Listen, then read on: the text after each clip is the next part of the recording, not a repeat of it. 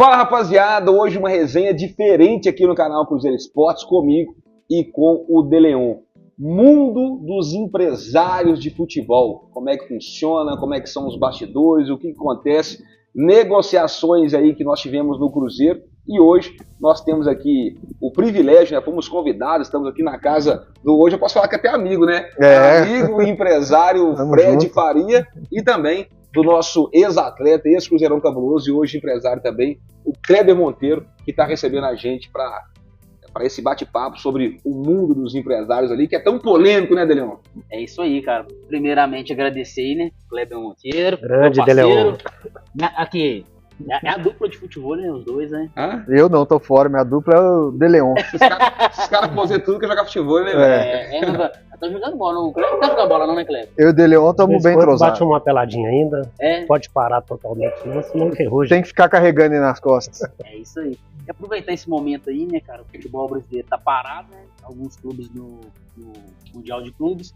E o mercado tá muito aquecido, né? A gente pensou, cara, vamos trocar uma ideia com quem, um bate-papo diferente, com quem entende mesmo desse negócio, né? Desses trâmites. O que o empresário faz, o que um atleta faz nesse momento agora que tá de férias. E nada melhor que eles, né, cara, que entende tudo, pra falar com a gente aí, né, Diogo? É porque tem muita coisa, igual, por exemplo, né, tem muita gente que gosta, tem muita gente que às vezes vê o empresário com maus olhos, por causa dos valores que vêm e vão. Mas enfim, primeira coisa, né, Fred e Kleber Monteiro, como é que vocês vieram parar nesse mercado do empresariado de futebol? Eu fui um pouco precoce. Então, por exemplo, eu e o Kleber, nós somos da mesma idade. E quando nós somos de 80, 45. Você fez também. Dá pra jogar no time do De Leon ainda. Eu sou mais novo do que ele, tá? Um mês. Dá pra jogar no Sub-45 no Jaraguá, então. Dá, mas aí eu tô correndo demais, tem que ficar carregando. O cara acha que jogou, aí fica só no totozinho. Como que tá assistindo a gente do Jaraguá, bota aí. Todo mundo sabe, é verdade. Então, eu tentei jogar, como toda criança tem o sonho, né? E aí fui tendo vergonha na cara. Quando tinha uns 17 anos assim, eu fui vendo que não ia dar nada, falei, eu vou estudar. E aí eu comecei a estudar e fiz faculdade, fiz administração e logo entrei numa multinacional que, no resumo da história, eu fui parar nos Estados Unidos, trabalhando por essa multinacional, muito novo, assim, precoce. E um amigo nosso em comum,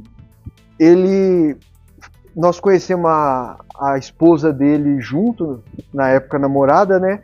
E a esposa dele era de Florianópolis, ele foi para Florianópolis e ele ia casar. E eu estava morando nos Estados Unidos, ele me convidou para ser padrinho, mas eu não poderia vir. E aí, nessa época, a gente tinha uns 23, 24 anos por aí, eu liguei para ele na noite de núpcias, e ele falou que tinha acabado de ser contratado pelo Damiani para ser estagiário no Figueirense.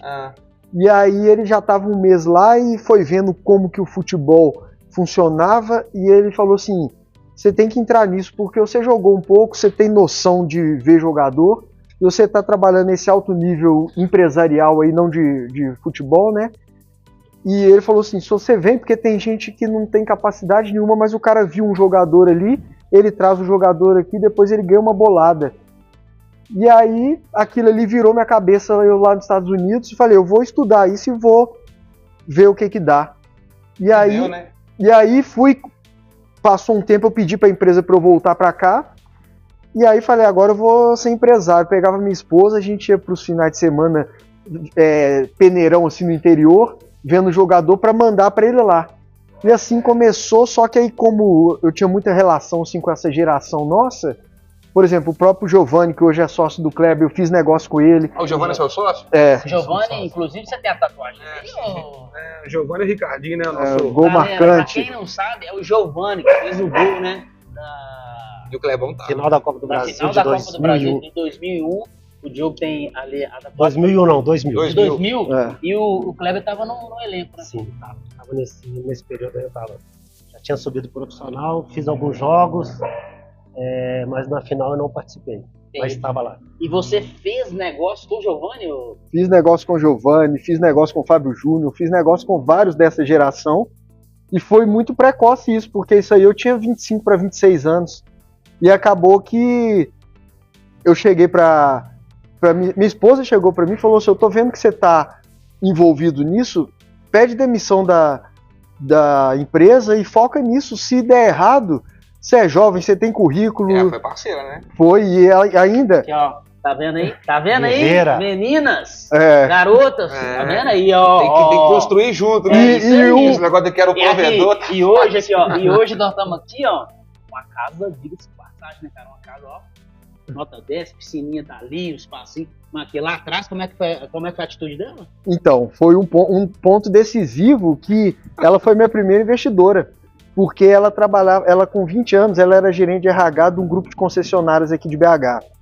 E esse grupo de concessionárias foi vendido e o cara chamou os pilares dela, ela era gerente de RH, tinha um gerente comercial, gerente financeiro. Ele chamou esses pilares dele e falou, eu vendi o grupo e eu vou montar uma outra concessionária. E eu quero trazer vocês comigo. E ele ia dar uma luva para cada um desses. E ela chegou e falou, ó, você vai pegar seu acerto, vai ser um bom acerto.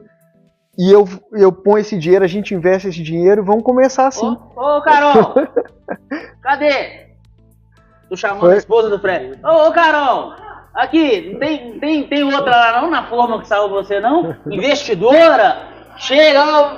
Primeira investidora. Vamos vencer junto. Tá vendo aí? É isso aí, ó. Na verdade, a Carol é empresária do empresário. Né, Carol? Carol, aparece aqui, Carol, um pouquinho aqui, ó. Não quer aparecer, não. Mas então, pô, que legal, Fred. Então, a sua esposa foi a sua primeira incentivadora e investidora.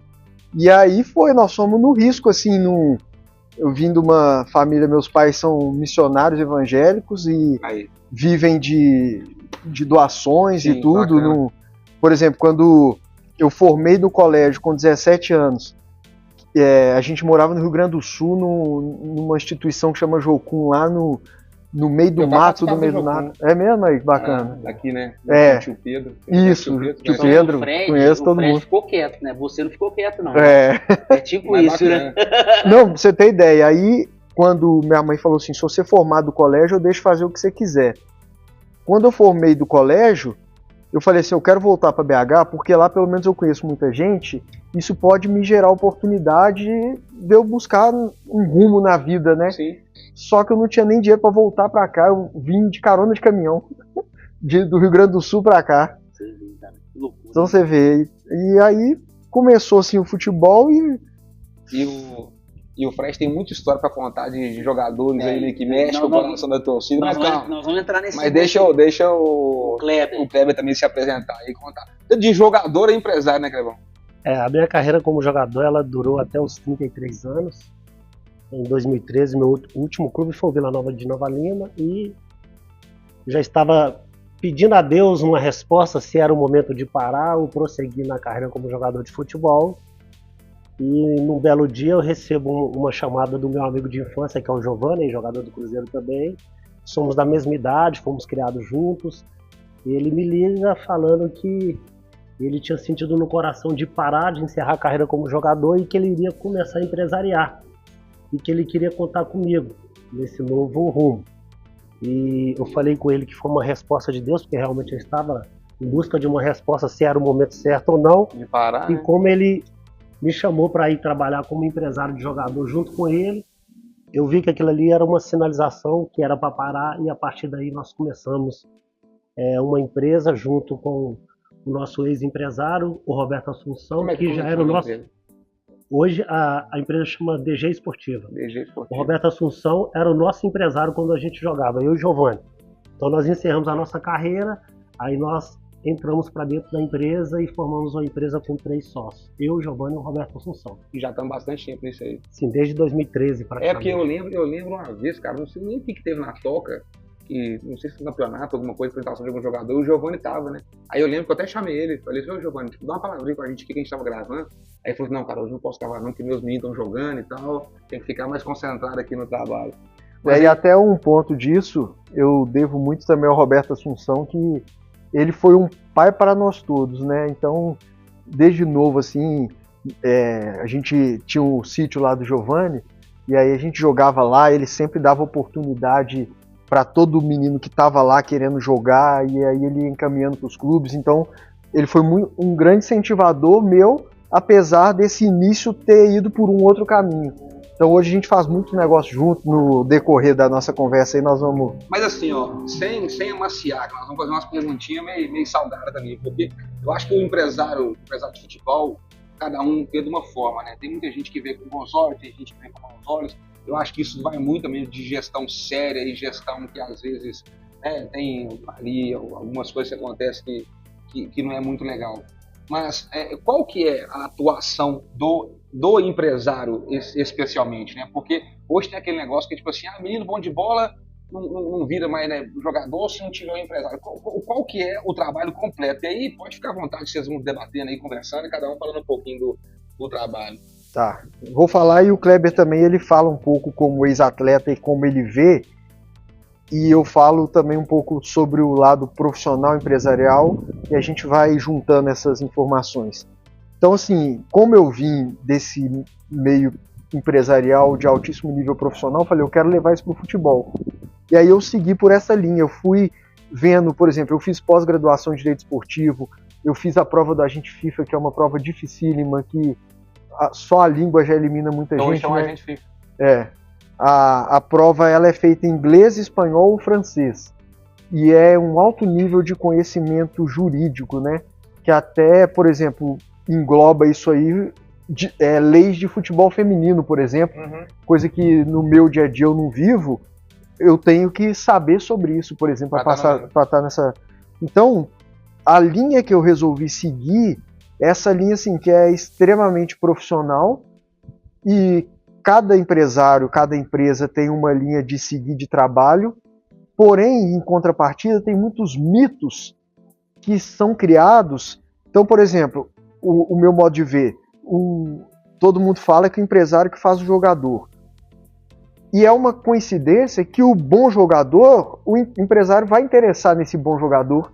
E acaba que o bom jogador tem empresário porque ele é bom, e acaba o bom jogador virando por ele mesmo, e o empresário ele muitas vezes dá o caminho de acompanhamento da experiência que a gente tem, de orientação, muitas vezes gera uma ansiedade, eles se perdem, algumas coisas que acontecem, por exemplo, cada idade, pelo nosso conhecimento, a gente já vai vendo que as coisas vão se repetindo. Então, um momento difícil é a idade do sub-17. Por quê? Ele vem... decisão de ir pro profissional. Não só isso, é uma idade que é a primeira idade que acumula 2 anos juntos, que é o que tem 16 e o que tem 17. Então, esse 16, ele vem sempre jogando, porque todo ano ele tem a categoria dele. Quando ele chega no 16, ele vai ter o mais velho. E muitas vezes a hierarquia vai fazer com que ele não jogue. E muitas vezes aquilo ali já está na adolescência, que é uma fase difícil que todos nós vivemos. Aí ele entra com aquilo ali, e aquilo ali dá uma confusão na cabeça dele. E essa confusão de querer jogar, isso passa para a família. E a família, muitas vezes, quer que o filho, quer atender a expectativa do filho. E muitas vezes não entende que tem uma hierarquia que... E não tem um conhecimento, não tem um preparo, às vezes, para dar uma resposta. Acaba dando uma resposta... para agradar o filho. De afeto, né? De afeto. De agradar, e acaba piorando a situação. Piorando, porque aí talvez essa ansiedade vai fazer ele querer sair do clube. Entendeu? E querer sair do clube não é a solução, porque se ele sair hoje do Cruzeiro para ir para o outro, no outro vai ter esse mesmo problema. Inclusive, um bastidor aí, eu sei desse atleta, dessa situação desse atleta aí, ó. O pai, meu filho, calma. Isso é normal, é comum. Calma. É comum. Exatamente. E para você, Guilherme? Eu gosto sempre de fazer um paralelo na minha época como jogador de futebol e agora a época recente. São 2 épocas bem diferentes, tanto que eu fui ter o meu primeiro empresário com 18 anos de idade. E hoje, ou seja, você passou a base inteira toda sem um apoio, Você foi passando as etapas. Mas isso ano que? Anos 80? Isso, não, 90, anos 90. De 92 até 99. Praticamente 8 anos sem esse apoio. Até o pai do Kleber tá ligando aqui agora, o presidente Rui Alves, que é o presidente do Nacional, que ele... Grande abraço, presidente Rui Alves. O presidente do Nacional foi o que esteve em visita com vocês lá na Toca da Raposa. Exatamente. Né? Ô presidente, tô com o seu filho aqui. Ao vivo. Ligação de Portugal. Seu filho já tá com saudade. Pode falar. O presidente do Clube Nacional da Ilha da Madeira tá ligando pro Atlético agora ao vivo, gente. A gente fazendo a matéria. Pode ir falando, Cleber. Vou te mandar logo. Eu não tenho aqui e já te peço. Então, enfim, essa parceria entre Cruzeiro e Nacional da Madeira, ela iniciou-se comigo. Eu fui o primeiro jogador do Cruzeiro que foi para o Nacional da Ilha da Madeira, e após mim foram vários outros jogadores, tanto daqui para lá como de lá para cá. Sim. Então eu fui o pioneiro nessa parceria, e durante alguns anos essa parceria ficou um pouco adormecida, e a gente está tentando trazer essa parceria novamente, trazer esses dois clubes para estarem juntos novamente, porque eu vejo que é uma ótima oportunidade para o Cruzeiro e para o Nacional essa parceria de ter um clube aqui no Brasil e um clube na Europa fazendo esse intercâmbio de jogadores. E facilita tendo o treinador Leonardo Jardim, que é português, né? Você deve conhecer, o presidente deve conhecer também. Coincidentemente, é o momento que a gente está trazendo novamente essa parceria entre Cruzeiro e Nacional, tendo um português como o comandante do Cruzeiro e um português que é da Ilha da Madeira. Sim. Agora, o Fred falou um negócio ali que eu queria entender melhor. Igual, por exemplo, você falou, o menino já é bom, o menino poder estar na categoria de base, ele é bom, pode ter rotação. Então ele já desperta o interesse do empresário. Mas é beleza, quando esse menino de 12, 13, 14, 15, 16, ele já tem empresário, qual que é a atuação nessa formação dele?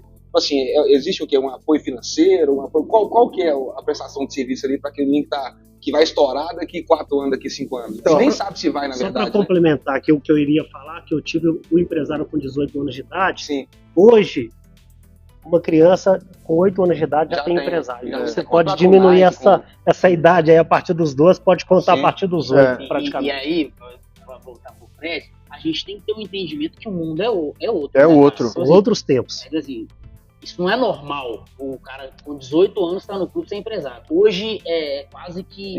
É impossível encontrar um bom jogador hoje com potencial futuro, com 10 anos de idade, não ter um empresário.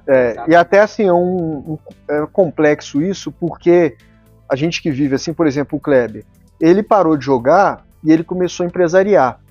Se ele começa a empresariar pensando no que ele teve ou deixou de ter, ele não vai conseguir, porque o mundo hoje é outro, não é referência. Entendeu? Então, na nossa época lá de adolescente querendo jogar bola, não tinha, por exemplo, hoje é chuteira, é tudo. A gente não tinha nada disso. Não tinha, por exemplo, o clube para dar passagem pra gente era um custo. A gente entrava no clube, era com 11, 12 anos, alguns com 13. Hoje o clube já pega os jogadores com 7, 8 anos. Então é muita coisa que mudou, então é muito complexo. Então, assim, a linha de trabalho, ela diverge muito de empresa para empresa, de empresário para empresário. Então eu passei 5 anos trabalhando num projeto envolvido com o irmão do Guardiola. Então, nesse período, eu tive que parar a minha empresa e eu fiquei 5 anos envolvido nesse projeto, sem ter jogador meu, acompanhando os jogadores da empresa e tudo. E quando acabou esse projeto, eu voltei com a minha empresa e meu filho tinha 11 anos, ele estava no Cruzeiro. E aí eu fui vendo que nesse período o mundo mudou em relação a trabalho de jogador com futebol, de representação. E aí minha esposa, que ficava mais por conta de levar ele, eu tinha esse relacionamento com o Cruzeiro, mas eu não estava lá envolvido no dia a dia assim, de ter atletas e tudo. Eu comecei e eu fui vendo que a beira de campo, os pais da beira de campo, tudo virou muito diferente. Porque, por exemplo, meu pai, dificilmente, eu lembro poucas vezes que ele foi ver um jogo meu. O pai do Kleber já era um pouco mais presente, mas, por exemplo, o Giovanni, ele saiu lá de Acaiaca, da cidade dele, veio para cá sozinho, precisou do Kleber abraçar ele, ajudar, ser uma casa, uma família para ele. Porque não tinha apoio, né? Não tinha, na nossa época não tinha isso. Hoje os pais já largam tudo pelos filhos. E aí os pais ficam acompanhando ali, a vida deles é pelo filho. E você passa, por exemplo, você vai passar lá na Toca, você vai ver um monte de pai na beira do muro vendo o treino. O Adilson tá até agora... 3 horas da tarde, qualquer horário. Manhã, e bem diferente da minha época, que quando eu ia treinar, eu só tinha condição de treinar porque eu não tinha apoio financeiro do Cruzeiro na altura, até os 14, 15 anos, porque eu pegava 2 ônibus para treinar, eu conseguia treinar porque minha mãe ela ia a pé pro trabalho dela e voltava a pé para sobrar o vale transporte dela para ela me dar para me treinar, senão eu não teria condições de treinar para poder realizar um sonho que eu tinha, que era ser jogador de futebol. Então minha mãe ia trabalhar a pé para me dar essa oportunidade para poder realizar meu sonho. Hoje não, hoje os pais estão na beira do campo o dia da semana, de manhã à tarde, praticamente a vida deles. Também, né? O menino que consegue virar, ele muda a história da família dele. É assim, é muito... Mas é precoce, é precoce, mudou muita coisa. Infelizmente, a família hoje, na maioria das vezes, ela de forma injusta, ela coloca uma carga numa criança de 10, 12 anos de sustentar toda a casa, toda a família. Imagina, a criança, o adolescente, ele tem que se preocupar com outras coisas, é em ser criança, se divertir, estudar, jogar futebol. Aí, acaba que não vira, o menino fica frustrado. Aí vem a depressão. Porque em muitos casos... E eu acho que é na maioria, né? Porque são poucos que viram, né? Poucos. E em muitos casos, o menino ele tá ali treinando e ele tá vendo que o pai mudou da cidade dele, veio pra cá, e talvez o pai não conseguiu se adaptar aqui com o emprego, com tudo, e a família tá passando necessidade, o menino tá vendo isso, e isso se torna um peso para ele. Então, assim, isso aí mudou muito da nossa época para cá. Eu ia até citar que o Adilson Batista tá dando até dignidade para esses pais hoje, que ele tá abrindo a toca para os pais entrarem, para não precisar ficar lá em cima do muro, porque... Então, aí eu voltando, a minha esposa levava o Samuel lá, e daqui um dia ela chega para mim e fala assim: você tem que ir lá conversar no Cruzeiro porque ele não tá jogando, ele tem que ter a oportunidade de jogar. Eu falei, ixi! Ou seja, você começou a viver dentro de casa, né? Dentro de casa, eu falei, me conta mais aí. Eu falei, me conta mais aí. Não, eles porque falaram envolve a emoção e não a razão. Sempre a emoção fala mais alto. Aí ela falou pra mim, não, porque os pais estão falando lá que se o empresário não vai lá dar o grito, o filho não joga. Falei, contaminou. Azedou. Aí eu falei pra ela, ó, nós estamos nisso há quase 20 anos, hoje já tem 20 anos na época, né? Sim. Nós estamos nisso há quase 20 anos. Você já viu eu ir lá pôr algum jogador pra jogar? Ela falou assim, eu não acompanho o dia a dia, eu tô te falando o que eu tô vendo ali na beira de campo. Falei, então isso não existe. Eu nunca vou fazer isso por algum jogador. Eu oriento o jogador, se ele tem alguma deficiência, a gente pega o feedback do clube, a gente pode trabalhar isso por fora. Vamos supor, o jogador ele tá faltando usar, ele é destro, ele tá precisando usar mais a esquerda. A gente trabalha isso por fora, coisa que o clube não tem muito tempo para investir num fundamento específico, que ele precisa evoluir, e muitas vezes o menino não tem entendimento. Ele tá lá e ele tá jogando, e aquilo ali vira uma roda gigante, né? Por exemplo, ele chegou lá da escolinha que ele tava, tendo toda a atenção, trabalhando tudo, e ele chegou bem. E aqui já tem outros no clube. Quando ele chega bem, ele vai conquistando o espaço dele. Aí daqui a pouco, o clube está entregando um treinamento de alta desenvoltura, alta qualidade e tudo. Só que muitas vezes o menino cai no marasmo e a roda tá girando. Quando ele cai no marasmo, ele já vem para cá e tem outros chegando. E aí eles vão se acomodando, daqui a pouco ele tá no terceiro time, tendo qualidade, porém faltando entendimento. Sim. Que o entendimento que ele precisa naquele momento, talvez é um jogo mais intenso. E o clube muitas vezes não tem... Eu acho que faltou pro Marco Antônio. Mas também aí tem o entendimento e tem a característica, porque, por exemplo, hoje o futebol mudou. Então o Marco Antônio tem uma característica, e o Kleber, a gente acompanhou muito, ele tem uma característica de nível técnico altíssimo. Absurdo. Só que na geração dele o futebol mudou. E o que o futebol mudou hoje? O futebol busca um que talvez não tenha a técnica dele, mas que corra o tempo inteiro, que fala o box to box, né? Que ele consiga estar na área defensiva para marcar, mas ele pisa na área ofensiva para fazer o gol. Eu falo muito lá nas transmissões sobre o Wanderson do lado esquerdo do Cruzeiro e o Christian do lado direito. Se você olhasse no início do ano da temporada, você fala, pô, vai ser a terceira opção. Mas só que chega no dia a dia, né? E o Leonardo Jardim é um cara muito bom em ver isso. pô, os caras estão tecnicamente pior do que aquele ali, mas o cara entrega. Entrega muito mais, e pro treinador é muito mais importante. É um jogador que é competitivo, que se entrega 100% dentro de campo, entrega tudo, do que talvez um jogador que é muito técnico e não tem essa entrega, né?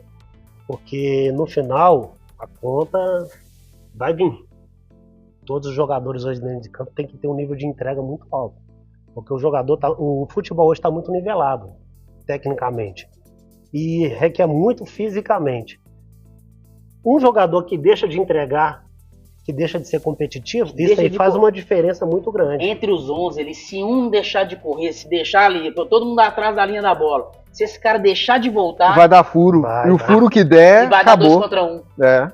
E a bola entra no espaço do cara que não conseguiu estar ali no lugar que ele tinha que estar. E ali eu até vi agora no Mundial, não sei qual foi o jogo, cara. Achou Benfica. Foi o Benfica? Eu vi Benfica e Boca, que foi um jogo totalmente tenso. O Benfica... Cara, o Benfica achou o gol no primeiro minuto. Segurou. Baixou as linhas e falou assim, cara, ninguém entra, ninguém sai. Foi assim. É o futebol de alto nível. E às vezes nem o melhor ganha hoje por causa disso. E foi a primeira vitória do Benfica na história contra o Bayern. E o Bayern, ele martelando por causa do quê? Porque às vezes um cara que não voltou, um cara que não recompôs, abriu o buraco e ali é pra acontecer o gol. Eu tô sentindo na pele isso que o Fred está falando aqui com relação ao relacionamento pai e filho, jogador. Eu sinto isso na pele porque o meu filho também, ele é jogador de futebol. Inclusive mandar um abraço aí, ó, meu parceiro Clebinho. Clebinho tá onde? Kleber Lucas tá no interior de São Paulo, tá disputando o Campeonato Paulista Sub-23. Bacana. Mas em qual time que tá? Batatais. Isso. Aqui, vai romper, tá? Vai romper aqui, ó. Que é na beiradinha, tá, ô Clebinho? 10 vezes melhor que o Kleber, pai. Aqui.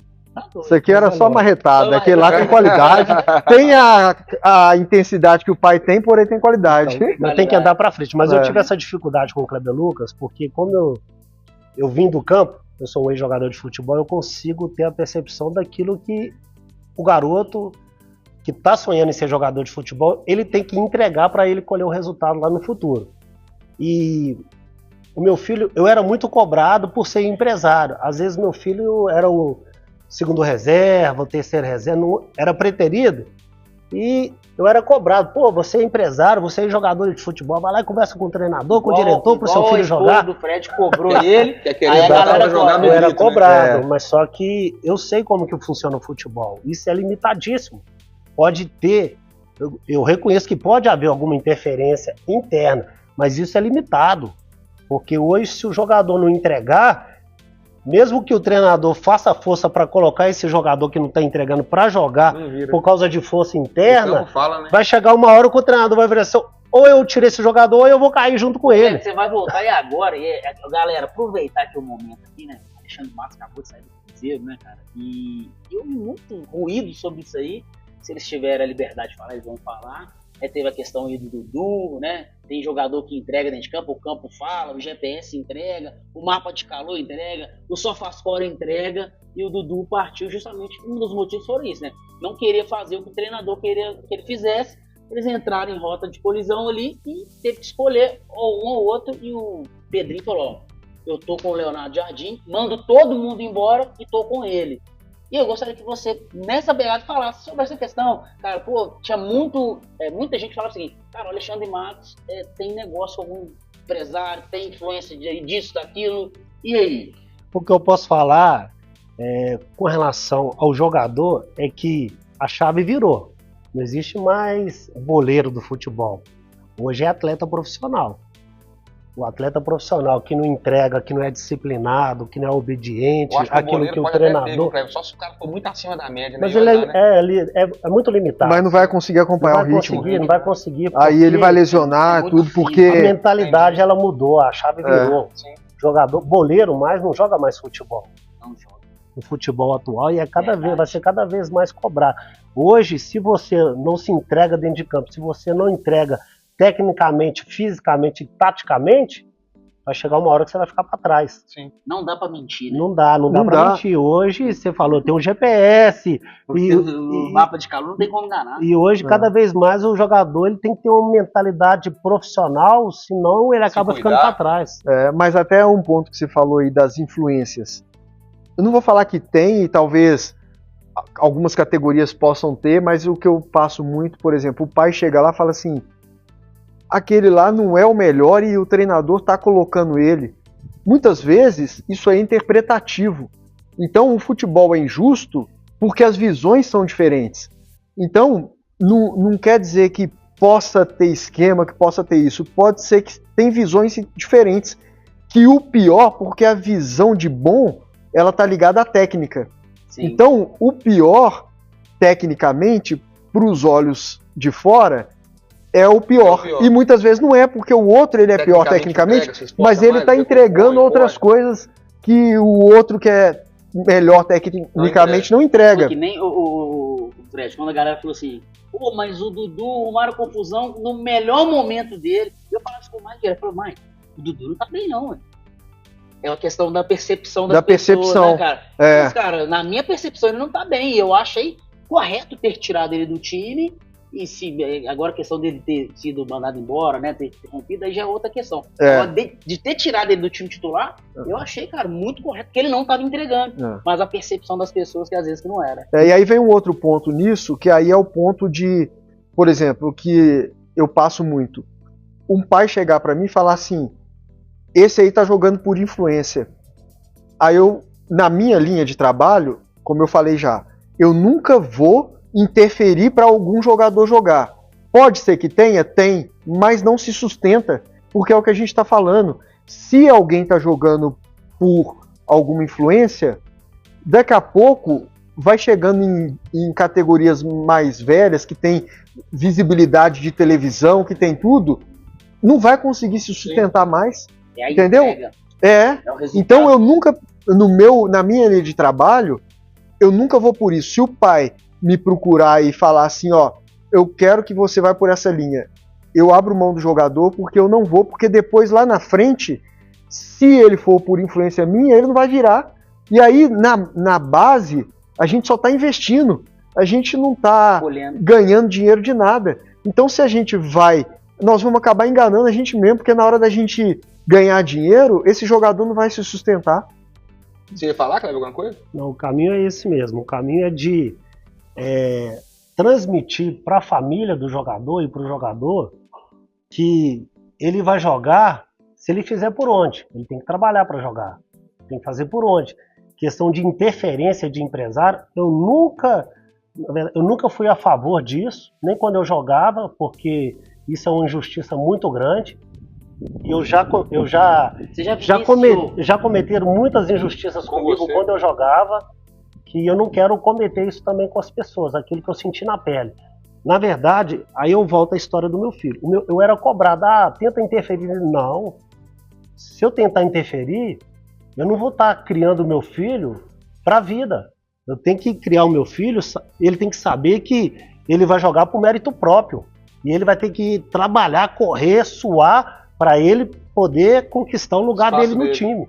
Porque é muito limitado. Se eu posso até tentar dar uma ajudinha agora, mas e depois?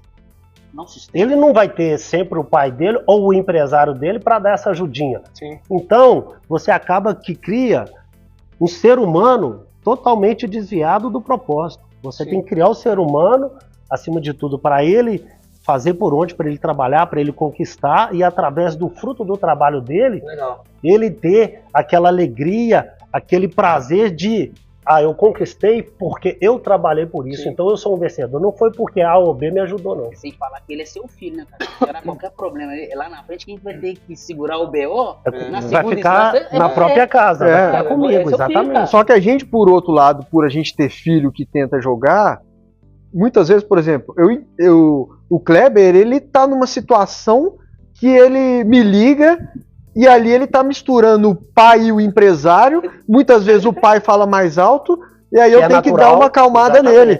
Falar assim, calma, não olha por esse lado não, olha por esse. Entendeu? Às vezes eu tenho que recorrer à ajuda de fora para poder colher opiniões.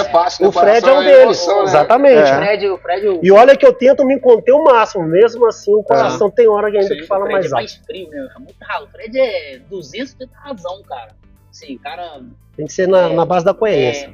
Mas tem alguns bastidores assim, que eu queria saber, aí o Kleber também entra também, cara, são nomes, cara, que o torcedor cruzeirense conhece bastante. Antes de você perguntar, isso é uma pergunta que eu queria fazer, que até já contextualiza pra galera. Sim. Porque assim, o canal aqui é Cruzeiro Esportes, né? Mas jogadores vinculados ao Cruzeiro que vocês já agenciaram, fala? Sim. Agenciaram ou agenciam no momento que a galera possa saber? Quem Quer falar? Fala aí. Do Cruzeiro? Que vocês já agenciaram ou agenciam? Fizeram parte de alguma negociação? No time profissional ainda não, mas na base, tem alguns jogadores na base. Ainda não são conhecidos, né? Se Deus quiser, daqui um dia, todo mundo já tá falando o nome deles aí. E os seus, Fred? Eu tenho jogadores, eu já tive no profissional, eu já tive a oportunidade de fazer negócios milionários com o Cruzeiro. Não pode falar o nome, não? Não, ele vai falar. Inclusive, tem dois aí, eu queria que você contasse essa história, Fred. Primeiro, eu acho que tem 3. Cuidado. Não, mas você vai falar o que você pode falar. Sem falar nomes. Não. Entendi. Não, você vai falar. O que você pode falar sobre jogadores do profissional, por exemplo, que tá no elenco ou que passaram pro elenco, e que você participou de alguma negociação e que teve alguma situação curiosa e você pode aí compartilhar com a gente. Tem um caso que hoje ele já até aposentou e é um caso assim, antes da lei mudar, que aí é um caso legal e um caso que retrata bem. Hoje não dá para fazer esse tipo de operação mais, mas de 2015 para trás a gente poderia ter os direitos econômicos, que o direito econômico é o percentual de venda do jogador. Eu poderia, quando o jogador fosse vendido, esse percentual eu ter 100% dele, porque tem o direito econômico e o direito federativo. Antigamente tinha esses dois. Tinha. Verdade. Não, tem esses dois, mas hoje É uma forma eu não posso ser dono mais do direito econômico. Antigamente podia ter Uma terceiros. empresa poderia. Exatamente. Hoje quem pode ser tinha dono... muito disso, né? Tinha demais, porque, por exemplo, no caso do Ganso e do Neymar, o Santos na época estava um pouco apertado, o Santos foi lá e vendeu para um grupo, acho que era 45% do Ganso e do Neymar, e levantou um dinheiro grande, que quando eles foram vendidos, esse grupo tinha esses 45% da O próprio venda. Pedrinho, ele participou em várias Muitas, compras no passado de jogador do Cruzeiro, que ele era um dos detentores do direito. Isso, e era legal dentro da lei. Assim, hoje não pode mais. Não pode mais, claro. porque eles achavam que isso era prejudicial. No meu modo de ver como empresário até empresário de outros ramos, eu vejo que isso aí ajudou muitos clubes que, por exemplo, você pega um clube do interior, ele é limitado, ele vai jogar, por exemplo, só um estadual, mas esse clube, ele pode ter um direito econômico de um jogador que ele negociou com o Cruzeiro, por exemplo, e aí, se ele tem, vamos supor, 50% de um jogador no Cruzeiro, ele poderia chegar para mim e falar: Fred, eu tenho 50% desse jogador lá, você não quer comprar de mim para você me ajudar? O próprio Cruzeiro comprar, entendeu? Então isso acontecia muito, era uma operação muito, então fomentava, né? O dinheiro estava girando. Isso. Então, no meu modo de ver, isso era bom, só que a FIFA viu como o clube estava perdendo o ativo dele. Sim. Então, aí, em tudo que a gente falou, vai ter, em todo negócio, em tudo que a gente for ver, vão ter vários pessoas interesses. boas e pessoas ruins, que vão usar dos interesses. Mas, hoje, os clubes tendo donos, eu acharia muito bom isso voltar, porque hoje o cara é dono. Se ele vai envolver em corrupção, ele vai responder isso com o patrimônio dele. Antes era uma associação e essa associação não tinha dono e ninguém respondia por isso. Inclusive tem um Atlético aí, né, cara, assim, é público, né, gente? Assim, indo no mercado buscar dinheiro. Querendo levantar empresários com possíveis aportes. Que poderia levantar dinheiro mantendo o ativo que é o jogador, que ele poderia vender X% do jogador. E poderia continuar com o trabalho do jogador no campo, mas levantando os direitos econômicos do jogador. Se hoje fosse nos moldes antigos, por exemplo, vamos supor que o Atlético tem 100% do Hulk. Ele poderia vender 50% do Hulk, fazer uma grana e manter o Hulk.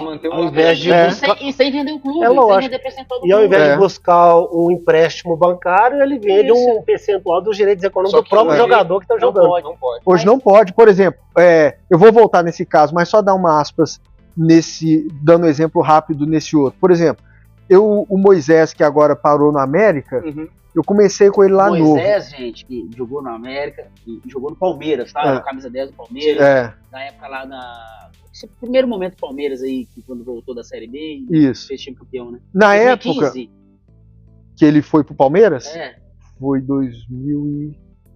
Agora eu não lembro exato. Por aí. É. Mas, na época, ele estava no América e a gente precisava fazer uma renovação do contrato dele. E na época o América não estava bem financeiramente. Sim. Eu fui sugerir uma operação para o América, que naquela época podia, e o BMG naquela época fazia muitas operações assim. O que a gente fez naquela época? Nós vendemos o Moisés para o BMG no mesmo período de contrato que iria fazer para o América. Então, federativamente ele foi para o Coimbra, o Coimbra comprou ele, porque o Coimbra é do BMG. do BMG, mas ele injetou jogava um dinheiro no América, e aí ele registrou no Coimbra, e depois a gente emprestou ele para o América por X anos. Que legal. Entendeu? E o dinheiro girava. O dinheiro girava, estava todo mundo satisfeito. E não perdia o jogador. Por exemplo, nessa época, eu não vou citar nome de clubes, mas quando eles viram que o contrato dele estava chegando ao fim, os clubes me procuravam para assinar um pré-contrato e o América perder tudo. E eu nunca fui por essa linha de trabalho. Eu falei, não, nós vamos dar uma solução para todo mundo ficar satisfeito financeiramente, mas eu nunca vou tirar um jogador de um clube de uma maneira dessa. De forma lesiva, né? É. Pra você ver, gente, a gente falando sobre empresário, que tem gente que trabalha corretamente. Tem empresários que têm caráter e busca não prejudicar o clube. É, Quando porque as coisas são bem feitas. Bem se você quer achar solução para resolver o problema de todo mundo, você acha. O dinheiro para o clube não é o problema. O problema é o clube acreditar no projeto e entender que você não tá ali para sacanear, você tá ali para ganhar junto. Mas assim, Fred, podemos dizer que é a minoria que trabalha dessa forma? Não, o problema é que o futebol, todo mundo entende, no Brasil principalmente, né? A gente vive futebol, então no futebol todo dia tem um entrando e um saindo. E esse é o perigo do negócio, porque a gente não sabe como que o cara enxerga o futebol. Muitos estão ali querendo ganhar dinheiro amanhã.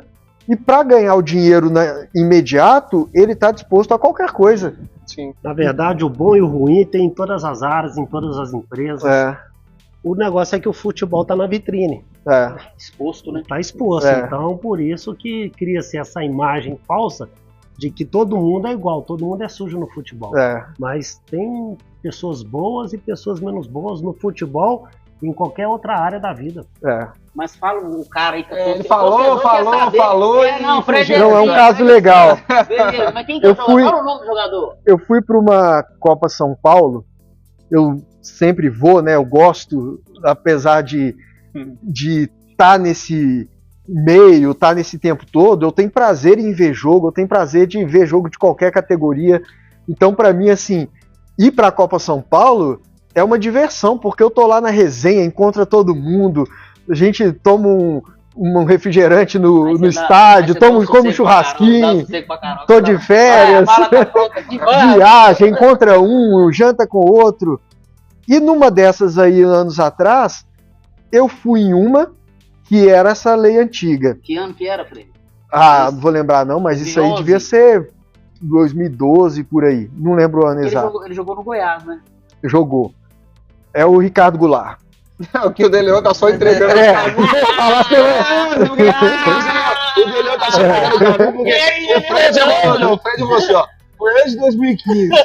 Aí não sei o que, ele já aposentou. Tá Eu tô liberado. só ligando agora também do Goiás. Ele não fala Mas olha pra você ver, é uma história legal. É. Aí eu vi ele jogando lá pelo Santo André. E aí. Ele jogava já de meia? Já. Fui lá conversar com o pessoal do Santo André, tinha o presidente, tinha o Igor, que o Igor investia na base do Santo André. Conheci todo mundo e tal. E na época eu levei uma proposta do Atlético Paranaense para eles levar o Ricardo Goulart. Só que naquela época o Inter era muito agressivo. E aí o Inter já tinha feito uma proposta, foi lá e cobriu e tal e tal.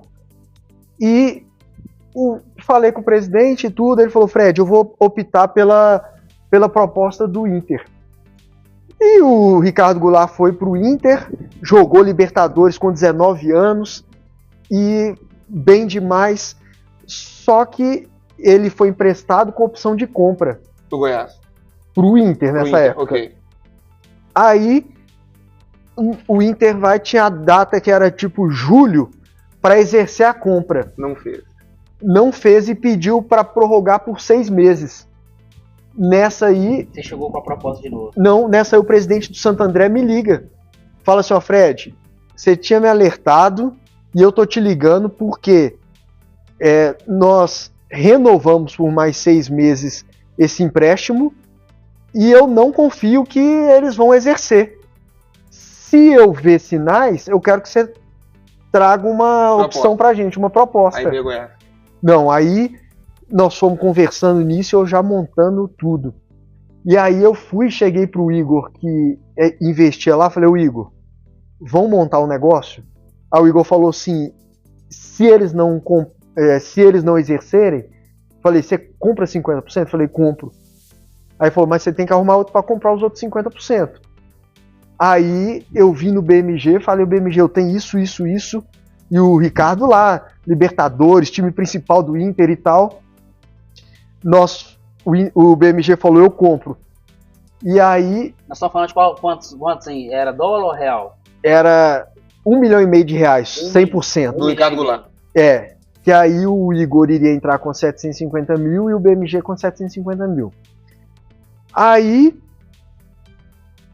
foi passando os dias, nós fomos vendo que o Inter frio, não falava nada e tal. O que a gente fez? Nós viemos aqui o Ricardo Goulart, tinha o empresário dele. E aí nós montamos a operação toda, envolvemos o empresário dele, montamos um projeto, falando assim, ó, nós vamos comprar, vamos registrar no Coimbra, e naquele momento o Enderson Moreira tinha trabalhado com ele no Sub-23 do Inter, e o Enderson Moreira estava indo para o Goiás. E a gente tinha que registrar no Coimbra e arrumar um clube para emprestar. E foi isso que aconteceu? Foi isso que aconteceu. Ele tava no Goiás como do Coimbra. Aí nós fomos, loucura, né? o dia... era dia 31 de janeiro, o dia que vencia a opção do Inter. E aí nós deixamos os contratos todos prontos para o dia 1º. E aí o Inter não entrou, nós assinamos o contrato dia 1º, pagamos Santo André, registramos, já estava tudo alinhado com o Goiás e tudo, registramos ele no Coimbra, emprestamos para o Goiás. E aí foi lá, jogou no Goiás, foi bem demais. Uma boa Série B. E aí veio pra cá. Aí o Cruzeiro foi e comprou 50% dele. E comprou 50% do BMG, do Coimbra. E aí nós mantivemos os outros nossos 50%. E aí, nisso... Ele saiu daqui e foi pra China? Pra onde pra foi? China. Aí nisso foi passando o tempo, ele jogando e tudo. Aí aqui no Cruzeiro ele virou o Rambo Azul. E aí ele foi vendido pra China. Você lembra qual foi o valor da venda dele pra China? 15 milhões de euros. 15 milhões de... Na época. Não vou lembrar, não. Faz a conta. Eles venderam 50% do BMG, então eles ficaram com 50%. O homem foi vendido quantos milhões? 15 milhões de euros. Da sua parte, então, foi um investimento de 750 para uma venda de 15 milhões de euros. Só que aí vem 7,5 milhões de euros. Aí vem a questão. Essa parte é boa. Tava um negócio assim, ninguém sabia de nada. Só que o que a gente fez? A gente sempre envolveu o empresário do Ricardo Goulart. Que a gente falou com ele, ó, tudo que for, você vai informando pra gente que nós temos um percentual, você vai ter uma participação com a gente. O empresário do Ricardo Goulart me liga, eu tava em São Paulo, ele fala assim, ó, surgiu um negócio da China e o Ricardo tá indo para São Paulo encontrar com os chineses e fazer os exames médicos. Aí, nisso, eu vou e ligo pro chinês e falo assim, ó, nós temos... Como é que o chinês fala? Falava inglês, é um representante deles aqui. Gente, o chinês falava inglês. Aí, falei com ele, ó, nós temos um percentual do Goulart aí, queria saber como é que tá a situação e tudo. Falou, não, nós só estamos sondando e tal. passa 15 minutos, o Gilvan me liga. O Fred. Gilvan presidente do Cruzeiro. O Gilvan, o presidente do Cruzeiro na época. O Fred, nós estamos vendendo o Goulart. O Cruzeiro é um clube muito honesto. Eu queria que você viesse aqui para a gente sentar e resolver a nossa situação. Aí, Da sua parte, né? da minha parte. Aí foi. 7,5 milhões. Liguei pro Igor, pro irmão dele. Falei, vamos lá que nós vamos ter que sentar com o presidente, que ele vai querer negociar com a gente. Querer dar uma chorada. E isso é normal no futebol, né? Uma coisa que eu sempre pus no futebol que eu aprendi. 100% nunca é 100%. Sempre a gente tem que deixar uma gordurinha para uma negociação para todo mundo ficar feliz e não é sacanagem, não é esquema. Vai ficar bom pra todo mundo. Vai ficar bom pra todo mundo, porque o cara ele pensa assim, pô, Fred, eu dei a vitrine pro jogador, agora você vai ganhar o mesmo que eu, 7 milhões e meio de euros, então isso faz parte, não tem problema. A nossa proporção tava boa, né? Tava assim, Olha o tanto de gente que eu tenho que tinha alimentar gordura. aqui. Aí beleza. Aí começa a ficar legal a história. O Igor e o irmão dele eram jovens na época, 20 e poucos anos. Aí vieram pra cá e viraram a noite aí em BH. E o Gilvan marcou a reunião 11h30. Literalmente na noite. Na noite, Na noite, galera. E, Tipo o Diogo Medeiros. Aí chegamos lá, 11h30, lá no Barro Preto, no prédio do Cruzeiro. Chegamos lá,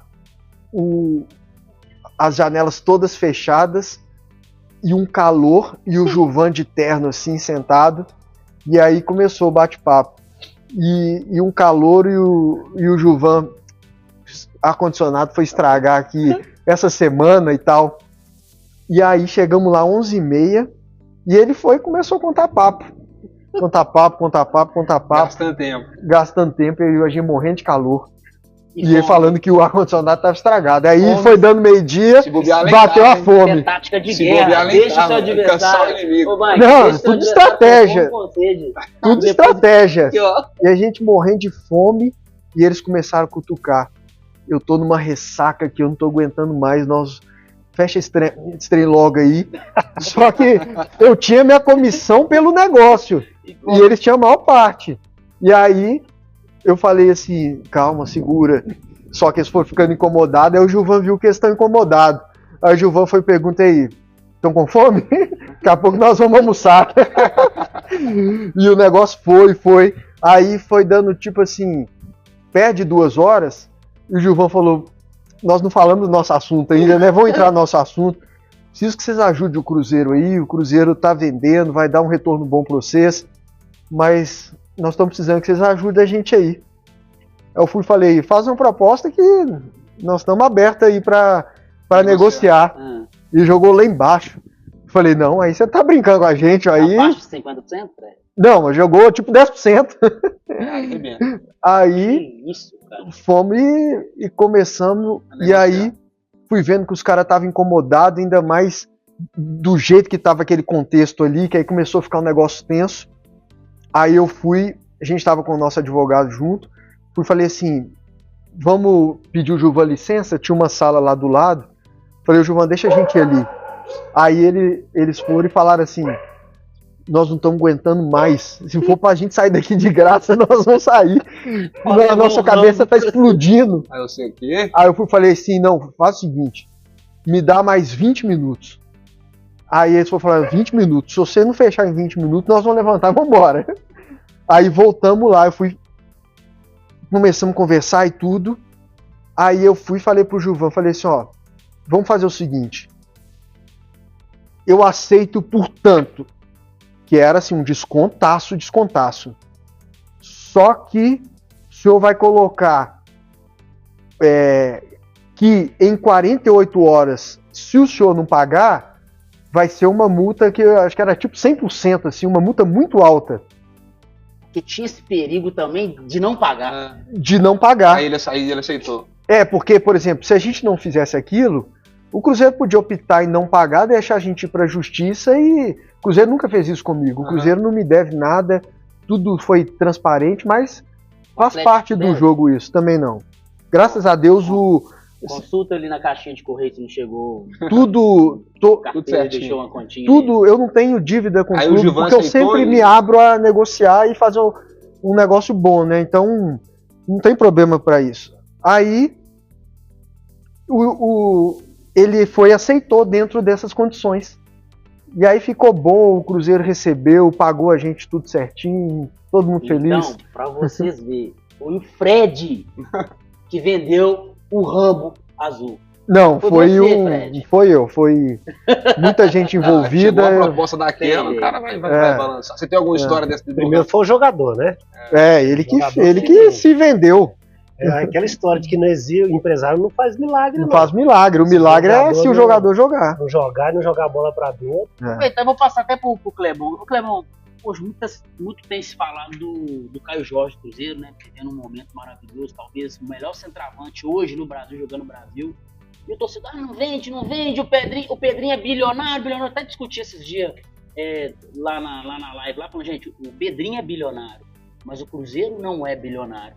E se chegar uma proposta, cara, vai embora, porque dinheiro não aceita desaforo e o futebol também não aceita. O que você acha sobre isso aí? Eu acho que um dos fatores positivos da SAF hoje é pelo fato do clube ter um dono. E ele responde por ele mesmo.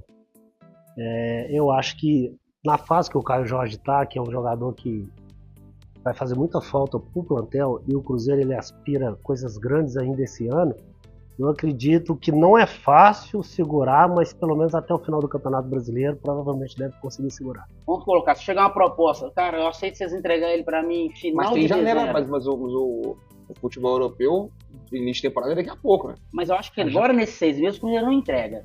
Vai segurar. Pode vender para entregar em janeiro, mas eu acredito que não vai vir proposta que o Pedrinho aceite liberar o jogador nesse momento. Por quê? Porque o Pedrinho tem essa vantagem, ele é o dono, o dinheiro é dele, ele não tem que dar satisfação para ninguém. E como ele tem esse potencial financeiro, essa carta na manga, eu acredito que sim, ele vai segurar, porque o projeto do Pedrinho com o Cruzeiro, o Pedrinho ele é um cruzeirense, pô, acima Sim. de qualquer coisa. Ele é um investidor, ele é o dono, mas ele é um cruzeirense, ele é um torcedor. Então ele quer ver o time bem, quer ver o time conquistando títulos. Então, por esse fator, eu acredito que ele consiga segurar pelo menos até o final do Campeonato Você acha que Brasileiro. ele consegue segurar mais do que até Acho que depois a gente vê o janeiro? Caio Jorge também. Como é que Não, vai aí estar eu até o acho final não. do ano. Aí até mesmo porque ele não consegue segurar, porque pode ser um objetivo também de vida para o próprio jogador, de querer Voltar, né? voltar para a Ele vem de Europa, lá, né? fazer o nome também na Europa, ganhar em euros. Isso então aí que eu faz falo, a diferença. eu falo também. muito isso lá na live. Cara, chega uma hora, cara, que o jogador faz pressão, não faz? Se ele quiser ir. Sim, E se ele claro, quiser é ir, ele normal, vai. É normal. Se ele quiser ir, Se ele tiver tem, como, proposta, ele vai. ele tem como fazer pressão para poder acelerar o processo. É porque aí todo mundo perde, aí não é vantagem O pra jogador ninguém. insatisfeito, ninguém quer, ruim para todo mundo. Então, se o jogador, cara, chegou a proposta, ele quer ir, ele vai. Aí é Ele melhor. Desde que o clube é recompensado financeiramente. Aí ele tem que tá ser um no negócio direito justo dele. e bom pra todo Exatamente. mundo.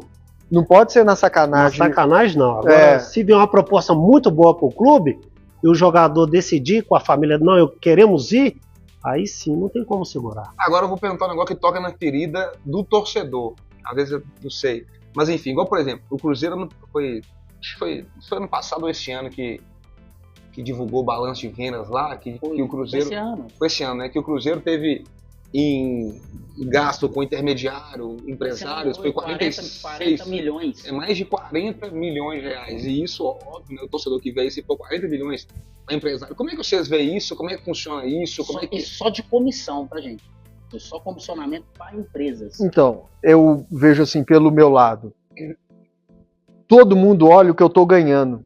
Não olha o que eu tô entregando. Porque nós estamos ganhando 10% de um negócio que é 90%.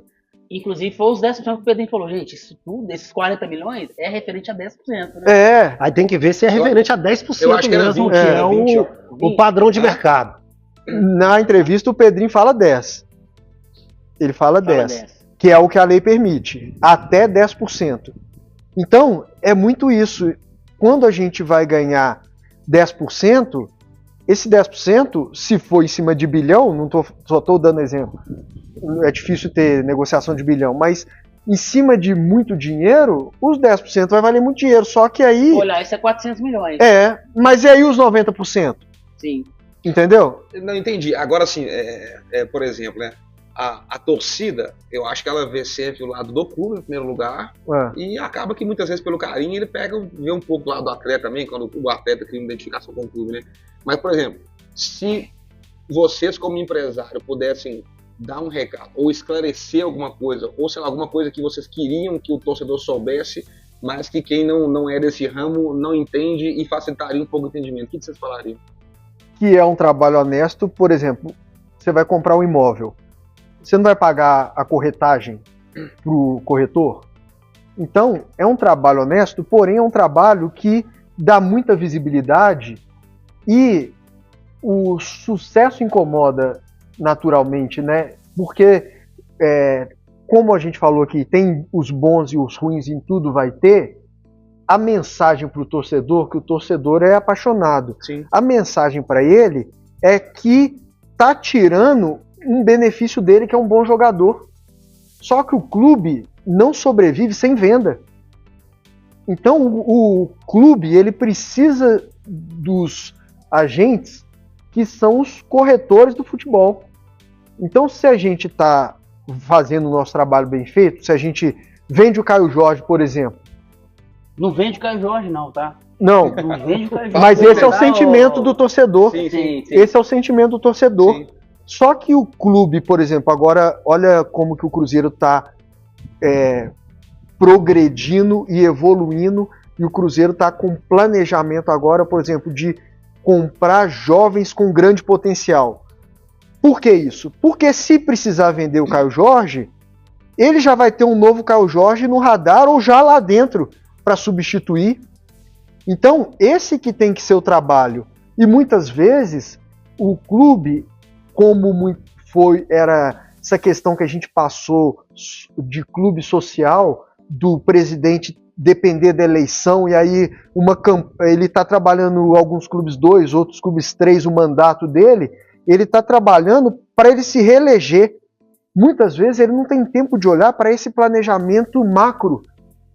Por quê? Porque ele tinha um prazo. Ele tinha um prazo e a campanha dele era para eleição. Então ele tinha que contratar bons jogadores e jogadores de nome para dar o resultado imediato, e esse resultado imediato ele fazia a campanha sabendo que em 6 ou 4 anos ele já vai sair. Então, como ele faz esse projeto a longo prazo? Entendi. Entendeu? Mas mais uma dúvida aqui, Kleber e Fred. Mas igual, por exemplo, quando tem a venda, quando tem essa negociação, aí por exemplo, tem uma porcentagem lá que fica com o empresário. Mas aí o cara passa, por exemplo, 2, 3 anos no clube. Nesse meio tempo, aí não tem nenhum ganho para empresário, ou isso é combinado, ou como é que funciona isso? Então, o empresário, ele ganha comissão da venda e ele ganha comissão sobre o salário do jogador. Isso é lei. E a lei permite isso. Combinado, porcentagem com o atleta. Isso é combinado. A lei permite... a lei permite que o atleta pague e a lei permite que o clube pague também. Então, isso tudo é dentro da lei e é tudo honesto. Entendi.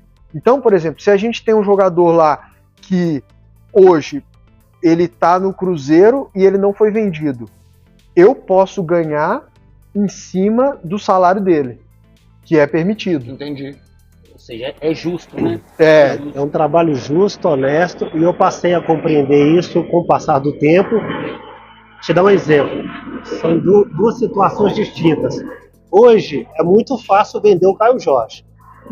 No mundo globalizado, todo mundo praticamente que acompanha o Campeonato Brasileiro sabe que o Caio Jorge é um dos melhores jogadores, melhores atacantes. Um jogador bom. Mas é aquele jogador que não está na altura do Caio Jorge, como que você vende ele? Aí que entra principalmente o trabalho do intermediário. Porque no meu caso, quando eu fui para o Nacional da Madeira, o Nacional da Madeira não veio aqui contratar o Kleber Monteiro porque ele conhecia o Kleber Monteiro, sabia do futebol, da qualidade do Kleber Monteiro. Na verdade, o Kleber Monteiro foi apresentado para o Nacional da Ilha da Madeira através do intermediário, do agente. E aí teve a negociação. A gente só foca no grande jogador. E uma negociação que o Cruzeiro foi beneficiado através de um trabalho do intermediário. Sim, então, é um trabalho justo. Porque talvez se o Kleber tivesse lá no Cruzeiro, e não tivesse esse trabalho do agente, o contrato do Kleber podia acabar, o Cruzeiro não renovar com ele, e aí ficaria muito mais difícil para o Kleber se empregar desempregado. E outro detalhe, o Cruzeiro ele ganhou financeiramente. Ganhou. Isso, porque o Nacional veio e comprou o Cruzeiro 50% daquilo que ainda pertenceu ao Cruzeiro na altura, na parceria que eles fizeram. E ali foi outros jogadores também. E foram outros jogadores, exatamente. Hoje é bem mais fácil porque está globalizado, mas antes era muito mais difícil. Aí antes é que dependia mais ainda do intermediário. Legal demais. E desses garotos que você está tratando, já tem algum ali que você está com um olhar mais especial? Tem alguém que você acha que tá para virar? Tem vários, mas eu prefiro não citar nomes. Mas aqui ó. Não, é guardado. Mas hoje os seus atletas estão aqui em Minas ou estão distribuindo? Tem no Cruzeiro, tem no América, tem fora do Brasil. Você tem noção mais ou menos quantos atletas? A minha empresa especificamente, nós trabalhamos com poucos jogadores. E o nosso foco maior são jogadores novos, jogadores da base. Você pega os jogadores novos e precisa de um tempo para amadurecer eles chegarem no profissional, aonde eles começam a dar o retorno. Então, por enquanto, os nossos jogadores, a maioria dos nossos jogadores ainda estão correndo pela base. O Lucas França Eu conheço um atacante seu do América, da base, conheço um lateral do Cruzeiro. Esses meninos aí, por exemplo, o nosso primeiro jogador profissional que fizemos um negócio foi o Matheus, o goleiro do América Mineiro, que foi vendido pro Braga. Não, o Matheus mais antigo. Que é, por coincidência, é irmão do Moisés. Eles estavam no jogo contra o Palmeiras. Qual que é o sobrenome desse Matheus? Matheus Magalhães. Eles estavam atrás da gente ali no jogo contra o Palmeiras, porque o Moisés foi lá, encontrou com a torcida do Palmeiras, estava assim atrás. Eu lembro.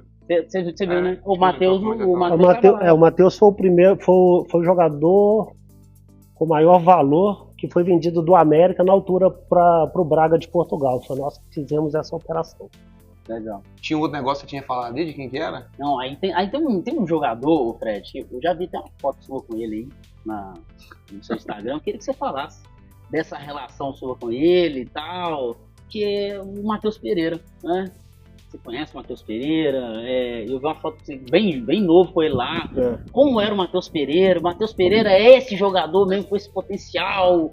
Cara, e aí? O Matheus Pereira que ninguém conhece. Porque o Matheus, a família dele é aqui de BH, e o pai dele e a mãe, a família toda, eles foram para Portugal em busca de uma vida melhor, né? Trabalhar lá e tudo. Então eles foram para trabalhar? Não foram pelo Matheus. Não foram pelo Matheus. Tanto que o pai foi primeiro, organizou a vida, depois foi levando a família. Tanto que o Matheus foi para lá depois de um período que o pai já estava lá. Sim. O Matheus foi para lá com 13 anos. Fãzaço do Matheus Pereira. O Matheus é fera. E aí eu conheci o pai dele nessa vida nossa da bola. O pai dele lá em Portugal, tive na casa dele lá, o Matheus na época bem novo. Ele era de menor ainda? Era. E aí o Matheus sempre essa grande projeção. Lá o Cristiano Ronaldo, ele saiu do Nacional onde que o Kleber jogou e foi pro Sporting. E do Sporting que ele foi vendido. Então ele estourou no Sporting. E o Matheus Pereira, eles consideravam ele o novo Cristiano Ronaldo. Então, foi pro Nacional, né? Do Sporting. E aí começamos a fazer uma amizade boa, eles vinham pra cá passar férias aqui comigo. Nós jogamos bola junto lá. E a gente levou lá no sítio do Giovanni, ele jogou pelada lá com a gente nas férias dele. Mas nem sonhava em jogar no Cruzeiro naquela altura, né? Mas era cruzeirense, pediu pra eu levar ele lá na Toca, tem várias fotos nossas lá na Toca, né? Que a gente então Matheus Pereira fez visita cruzeirense raiz. Fred, e era craque mesmo? Diferenciado, sempre foi. Tecnicamente. Até hoje, mano, o negócio do Matheus é manter ali. Cabeça boa. Tanto que, olha os países que ele jogou, né? O nível que ele jogou. É considerado o sucessor do Cristiano Ronaldo. Era. Eles viam ele como possível futuro Cristiano Ronaldo no esporte. E eram do mesmo clube, né? O Cristiano Ronaldo ele foi revelado para o mundo no mesmo clube que o Matheus também. No esporte. Exatamente. E aí tem coisa que é difícil, assim, por exemplo, a gente pegar o Neymar. Eu acho que, assimilando as coisas, o Matheus passa pelas devidas proporções o que o Neymar passou, que muito novo, com um nome muito grande, naquele momento ele não soube lidar com aquilo, e aí ele teve que dar um passo atrás. Ele não perde o futebol, a cabeça bagunça um pouco, e eu vi algumas cenas que aí as coisas acontecem, né? Porque o Jorge Jesus era o treinador dele lá no Sporting. Ele subindo muito novo, e aí muito falado e tal, e aí ele muitas vezes isso aí bagunçava a cabeça dele, e o Matheus sempre teve uma personalidade forte, e aí ele é muito inteligente dentro de campo, e talvez isso aí batia muitas vezes com o Jorge Jesus. E eu vi um jogo que o Jorge Jesus, pra você ver como que a cabeça do treinador ficava aquela pressão, né? Matheus tem que jogar. Ia ter um jogo do Sport contra o Porto, lá no Estádio do Dragão. Do nada ele vai e põe o Matheus de titular contra o Porto. E aí, na pressão, aí vai no intervalo, tira o Matheus. E o Matheus fez um jogo regular. Mas, tipo dentro assim, da realidade dele, do tamanho do jogo. Tipo assim, o treinador, na cabeça do Jorge Jesus, ele tá querendo mostrar pro Matheus que o Matheus tem potencial, mas ele precisa entender como funcionam as coisas.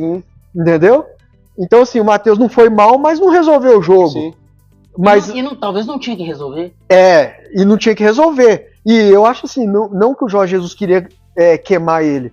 O Jorge Jesus queria mostrar pra ele que ele não estava pronto, que tudo tem o seu momento. E até mentar pro torcedor também, fazendo pressão. Toma aqui pra vocês verem. Aí envolve torcedor, envolve diretoria. É uma pressão geral numa situação dessa, né? Para um jogador que era um prodígio ali do clube, né? Então, assim, todo mundo espera que esse jogador... Aí que vem os pensamentos, né? O torcedor quer que ele jogue, que ele arrebente, que ele traga muitos títulos para o clube. A diretoria já vê assim, eu quero que esse jogador jogue e seja vendido por milhões para eu ajudar minhas contas aqui. Cada um olhando num formato diferente. E aí, Fred, me desculpa, o torcedor faz muita pressão sobre o Batistella. E eu falo muito isso aí, ó. Com o Batistella, gente, tem que ter um processo, tem que haver um espaço, tem que ser bem conduzido, senão você acaba perdendo um jogador que tem um grande potencial, não é, Kleber? E fazendo um paralelo com essa aí do Matheus Pereira.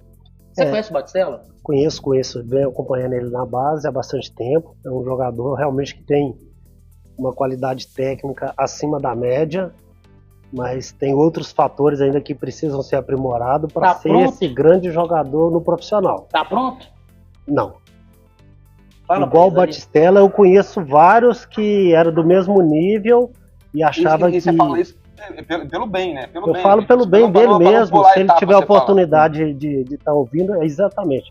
É para poder ter essa paciência, para não queimar a etapa, porque não adianta pegar agora, o jogador tá arrebentando no sub-20, amanhã coloca no profissional e vai começar a arrebentar, não é assim. E corre-se um grande risco de perder um grande ativo, porque se não colocar pouco a pouco e no momento certo, pode queimar uma etapa e pode criar ali uma barreira para que ele dê sequência futuro na equipe profissional. Tem um negócio que a gente fala muito, Kleber, que tipo assim, tem uns garotos que são exceções, né, que para eles não tem idade, que eles têm um talento. E quando esse cara tá no clube, igual, por exemplo, o Neymar com o Santos, o Gerson com o Flamengo, que é aquele cara que ele tá no sub-14, mas se você botar ele no sub-16 ele joga, se você botar no sub-17 ele joga, e ele com 17 anos ele entra em campo e resolve. Mas não é todo dia, isso é raro. Não é raro. O próprio Giovanni subiu pro profissional com 16, 17 mas anos. Dá sinais. Conseguiu dar sinais. Mas é porque esse jogador ele tem totalmente diferente. Mas desde 12, 13, 14, ele já vem tipo assim...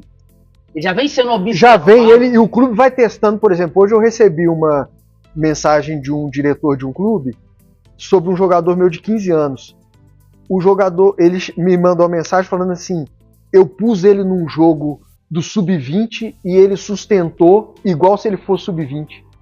Então, é uma coisa que ninguém tá vendo, mas o clube tá trabalhando. Entendi. Internamente já tá sendo observado. Então ele vai dando sinais que ele não vai ser colocado lá de uma hora para outra. É porque eu falo assim, porque ao mesmo tempo que tem esse processo, né, pro garoto não pular a etapa e chegar lá e se queimar, tem o outro lado também, que muitas vezes você tem um garoto com talento que segura demais para dar oportunidade. Também. Mas não segura. O que é talento raro, nesse nível que nós estamos falando, não tem como segurar, porque se ele tem 15 e põe no 17, ele vai sobressair. Se vai colocando, queimando etapa gradativamente, vai sentindo até o ponto de, por exemplo, lançar ele com 17 anos, que ele já vai estar maduro, mas aí não vai lançar ele pondo na prova de fogo.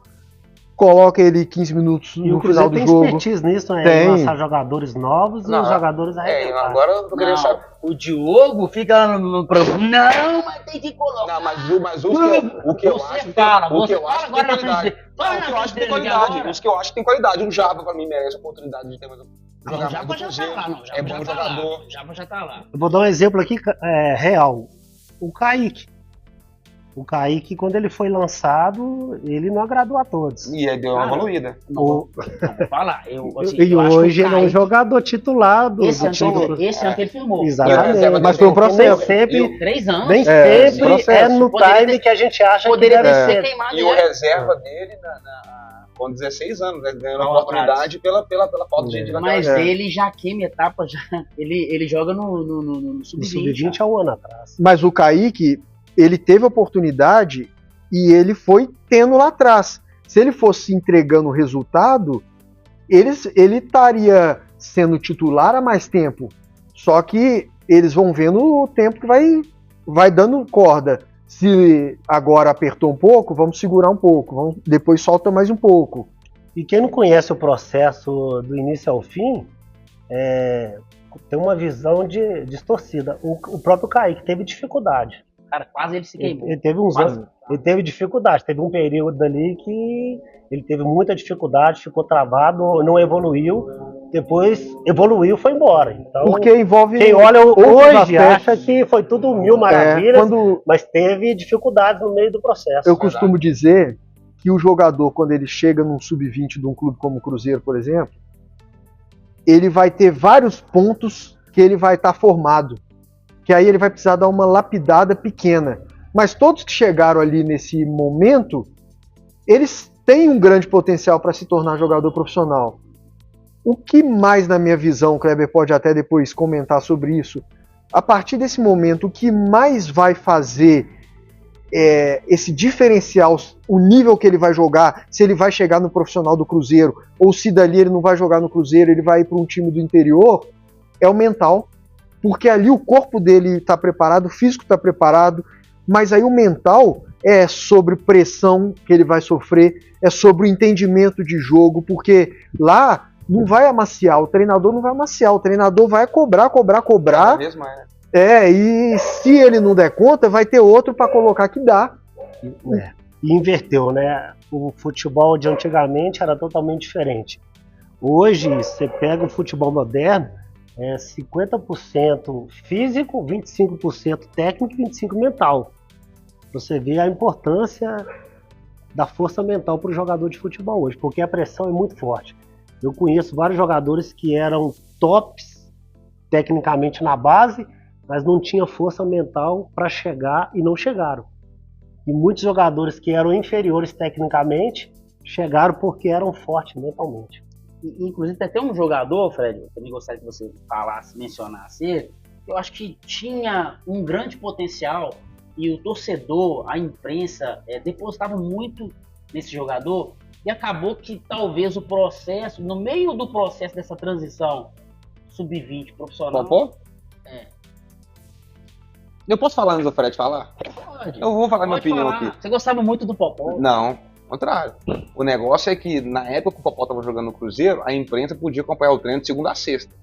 Todos os dias, né? Hoje a gente vai na toca uma vez por mês e olha lá. Mas na época do Popó, a gente podia acompanhar todos os dias. Eu achava que ele não ia vingar. Porque quando ele estava na base, e o cara tinha 120 gols na base, você fala, o cara era monstro. Só que eu não via ele jogando, não via ele treinando. Eu só via ele jogando. Mas quando eu comecei a acompanhar o dia a dia, eu vi que ele não estava pronto. A diferença física. Não, física, força, tática, tudo. Você falava assim, esse menino tem muito gol na base, mas ele não tá dando conta. Ele não acompanhava o ritmo do treino da galera. E hoje você consegue errar menos a partir dos 16 anos. Para mim, jogador que faz 100 gols com 14, 13, 15 anos, para mim não é nada.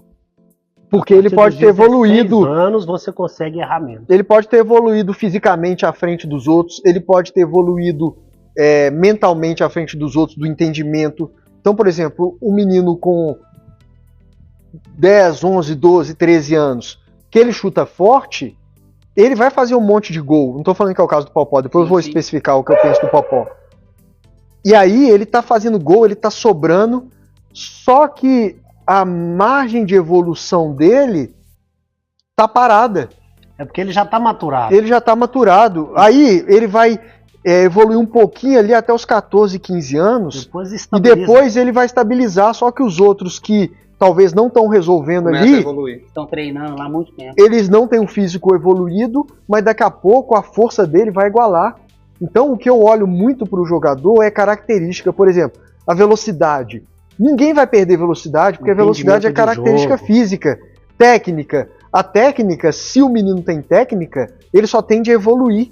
Então, são pontos que hoje ele pode não estar entregando o resultado que o treinador espera e ele pode estar sendo reserva de um que é pior que ele no momento, mas que está entregando um resultado talvez pela força, e isso aí gera muita bagunça na cabeça dos pais. Só que esse aqui, eu aposto mais do que esse aqui do momento, porque eu tô vendo é a projeção dele. Igual a gente falou, o nosso negócio é o jogador chegar no profissional. Não é ganhar título na base. Não é ganhar título da base, eu não ganho nada com isso. Então os jogadores que eu seleciono, eu tô buscando é ver o futuro dele. Então, voltando ao caso do Popó, o Popó, ele é um artilheiro nato, isso é fato. Porque ele não faz gol na força, ele faz gol na técnica, ele tira a bola do goleiro. Ele não é um menino que desde novo ele estava fechando o olho, chutando na força. Ele faz gol de tudo que é jeito. Então ele fez muitos gols pela capacidade técnica dele de fazer gol. Só que ele também foi um menino muito precoce e isso talvez bagunçou um pouco a cabeça dele. Sim. E aí ele achou que só fazer gol resolvia. E nesse momento aí que você está falando, é o momento que faltou entendimento para ele que só fazer gol não resolvia. Que ele precisava fechar os espaços, ele precisava recompor na marcação, ele precisava ter intensidade. Teve um momento que ele passou pelo, talvez um dos piores momentos da vida dele, que ele não estava entendendo o que o treinador queria dele. E aí, ele entendeu que ele precisava de intensidade, só que ele começou a fazer uma intensidade igual um barato ponta. Por quê? Porque o treinador falou assim, eu quero que você marca. E aí ele já entendia que ele precisava mudar. Aí eu sentei lá em casa, no chão da minha casa, pus assim os chinelos no chão, pus um chinelo aqui, e ele era esse aqui. O que ele estava fazendo? Aqui tinha o outro. Isso aqui é um zagueiro, um lateral. A bola aqui, ele corria aqui, a bola aqui, ele corria aqui, a bola aqui, ele corria aqui. E aí ele estava se matando e sem efetividade. Sim. Aí, olha pra você ver. GPS alto, mas correndo errado. Correndo errado. Aí, gastando combustível. Olha pra você ver, ele já no profissional do Cruzeiro, e eu tive que sentar e mostrar pra ele que não era isso que ia dar o resultado que ele precisava. Aí é entendimento. Aí era entendimento. Aí eu falei com ele, você vai fechando os espaços, assim, com chinelo no chão? Com chinelo no chão. Raiz, galera. Raiz, hein? E eu sentado no chão com ele. Aí eu fui mostrando pra ele, falei assim, ó, você vai fechando os espaços, e aí, a hora que você vê que veio pra cá no lateral, ó, tocou pra um zagueiro, tocou pro outro, você fechou o espaço. Quando o zagueiro tocou pro lateral, você vai fechar o espaço aqui, para ele não voltar no zagueiro. Quando você viu que você fechou esse espaço, você vai pro tudo ou nada no lateral. Por quê? Ou você vai roubar a bola, ou você vai fazer falta, ou ele vai ter que se livrar da bola. Só que quando ele se livrar, outro já tá marcando o companheiro dele. Aí você foi efetivo. Entendeu? E muitas vezes não precisa nem ele recuperar a bola, ele forçou o erro do adversário. Aí eu mostrei isso pra ele, e aí ele foi entender isso. Já. Por quê? Ele Porque tá onde agora? Aí ele tá no interior de São Paulo. Aí, A gente foi campeão agora. aí, por quê? Porque na base, como ele fazia muito gol, ele, para os treinadores, estava o suficiente. E aí ele não teve esse trabalho e esse entendimento. E esse tocou num dos problemas do futebol brasileiro, que eu acho também que a questão da SAF também pode virar essa chave, que faz parte da cultura do Brasil. Por ser um futebol onde não tem muita estabilidade, uma cultura que não dá essa estabilidade para os profissionais que estão na base principalmente, porque por causa da pressão que tem que ganhar títulos, Sim. isso acaba pressionando os treinadores a sempre colocar o jogador mais forte para jogar, porque a força ela conta muito nesse período. Então faz com que eles privilegiem o jogador mais forte, não o jogador com maior qualidade técnica. Por quê? Por medo de não conquistar os títulos e perder o lugar deles. E se esse que depois vai um ser... desequilíbrio muito grande. Esse depois que vai ser vendido lá, ele não vai ter mérito naquilo. Então o treinador, muitas vezes, ele pensa em sustentar o emprego dele hoje. Isso aí conflita muito, mas assim, a expectativa que a gente tem, que a gente vê já em Portugal, que os clubes eram empresa, tendo dono, ele vai precisar desse resultado da base. Ele não vai precisar, claro, até para formar o jogador, ele tem que ganhar para ele acostumar a ganhar. Mas não pode formar o jogador chegar no sub-15 e depois ele ter que captar um elenco todo, porque agora que a força igualou, o jogador não serve mais e ele vai dispensar. E aí os treinadores que passaram por esse processo, eles estão lá ganhando título, mas não estão entregando o jogador para a próxima fase. Vamos pegar o exemplo do Cruzeiro. O que o Pedrinho, talvez na minha opinião, teria que fazer é chegar, reunir o pessoal da base e falar assim, ó, eu não quero resultado na base, eu quero revelar jogador. É chegar e dar essa estabilidade, essa tranquilidade para os treinadores. Assim, ó, eu não vou cobrar você ganhar título, mas eu vou cobrar você respeitar os processos e lapidar os jogadores para eles chegarem no profissional. Que eu acho que ano passado e daí para frente. São Paulo com sub-17, não, jogou com sub-20. Mas isso é meio, hoje no Brasil é normal. É comum. É comum. Então, Mas eu tô falando aqui a questão da estabilidade. É o treinador que tá lá embaixo, ele ter certeza absoluta que ele vai ser mantido no cargo, não por ganhar títulos, mas por respeitar os processos e lapidar a joia para quando chegar no profissional, ele chegar lapidado para poder daí ir pro mundo. Ou seja, deveria fazer um balanço, né? Sim. E pegar, pô, esse ano, quantos jogadores você passou para a categoria seguinte? E vamos ver que a qualidade do atleta que você entregou. O que você tá me entregando? E não cobrar quantos títulos que você me deu na temporada. Você passou 3, porque se for passando 3... Às vezes ganha 2, 3 títulos, não revela ninguém. E a questão da base... Deu tempo aqui. A questão da base, ela é perigosa, porque o resultado da base, ele é longo prazo. Por exemplo, o resultado do profissional foi lá, contratou, se contratou certo, vai dar resultado imediato, se contratou errado, vai dar resultado imediato. Na base não, na base está acontecendo um monte de coisa aí, que a gente só vai ver se tá dando resultado daqui uns anos, uns 5 anos pra gente ver. Agora, ô Mike, nós estamos quanto tempo aí? 1h29. Nós combinamos com o pessoal que 1 hora, já estamos 1h30. 1h30 de resenha, e se deixar a gente fica falando aqui até amanhã, né? Porque é muito assunto, né? Futebol é gostoso de falar. Você fala alguma coisa? Não. Resenha boa é isso aí. O quê? O Marcelo fez gol e deu assistência. Tá quanto jogo? O Marca falou que o Sub-20 tá jogando e o Marcelo fez gol e deu assistência. Você mantém a sua opinião, Eu vou manter a minha opinião. Sub-20 é sub-20, profissional é profissional. Há uma diferença. Tem que ir com calma, com cuidado, para não queimar etapa e não acabar estragando um jogador que tem um futuro brilhante. Eu acho que a galera que assistiu o bate-papo aí foi bacana, né? Bom, até assustou aqui que passou 1h30, realmente passou rápido. Agradecer aqui o Fred pela receptividade na casa dele, a presença do Kleber junto com a gente aqui também. Ambos empresários de futebol. Agora a gente vai encerrar aqui o vídeo, né? O Fred vai acender a churrasqueira aqui pra gente, vai soltar uma picanha. O resenha sem churrasco não é resenha, né? Mas bacana demais, viu, Fred? Obrigado, Kleber, aí, por estar com a gente aqui no Cruzeiro Esportes. Eu acho que a galera que assistiu esse conteúdo, que é tão diferente da gente mais sério aqui, né? Mas enriqueceu aí nesse conhecimento Então, nós que temos a agradecer aí e oportunidade. Sua casa é igual a minha, passa avião em cima o dia inteiro. É. Qual que é de pedra aqui?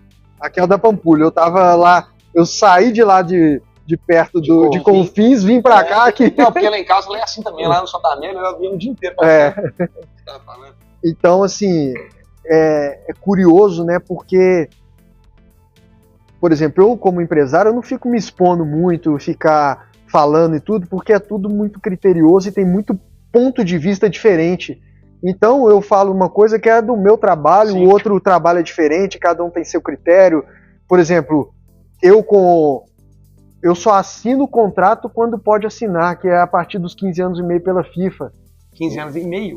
Então a lei não nos resguarda muito, mas eu criei uma linha que o trabalho que faz a gente segurar o jogador e ter relação é a verdade, a gente trabalha com verdade, trabalha com critério. Eu não posso fazer uma coisa para um que eu não faço para outro. É claro que cada um se diferencia e o nosso trabalho, por exemplo, essa questão de patrocínio, todo mundo é doido com patrocínio. E aí eu vou e consigo um contrato com uma marca, que a marca vai pagar um valor altíssimo para um jogador, e aí o pai vem em mim e fala assim, por que você conseguiu pro fulano e não conseguiu pro meu filho? Aí eu falo assim, vamos ver os resultados que seu filho está entregando dentro de campo. Sim. Então, tudo eu tenho que ter critério, porque o pai quer proteger o filho, e aí eles ficam nisso, vendo o que um está sendo feito e o outro está sendo feito. Então, se a gente tem critério, a gente não se perde no meio da caminhada, né? Porque cada um tem aquilo que ele está representando. Sim. Então, se ele não tem, ele vai trabalhar para ter. Qual que é o caminho? Nós vamos dar o caminho. Então, só que tem muita linha de trabalho divergente e diferente. Então, é uma oportunidade e uma curiosidade. Por exemplo, se depois, quando você divulgar, surgir perguntas, a gente depois pode responder as perguntas, estamos à disposição aí. Eu quero saber como é que eu faço para ganhar 5% nas negociações. Aí como é que eu entro no negócio? Só tá junto com a gente, achar a pérola. Tamo junto, Clebão. Bacana demais, cara. Obrigado, eu agradeço a oportunidade, pessoal do canal. Sempre que precisar, eu estou à disposição. Qual camisa que você foi o quê, cara? O Copa do Brasil, que mais? Eu ganhei a Copa do Brasil de 2000 e a Copa Suminas de 2001. Com o Sorin. É isso aí. Sorin, aquele gol de canhota do Sorin, né? É isso aí. Não foi de direita, não foi de canhota, foi de canhota. No canto direito, né, do goleiro Atlético Paranaense. Galera, show de bola. Quem chegou até aqui, deixa aquele joinha no vídeo aí. Se inscreva-se no canal e também ative as notificações. Cruzeiro Esportes, Imprensa Passão e Branca, tamo junto e dá ligeiro, meu povo.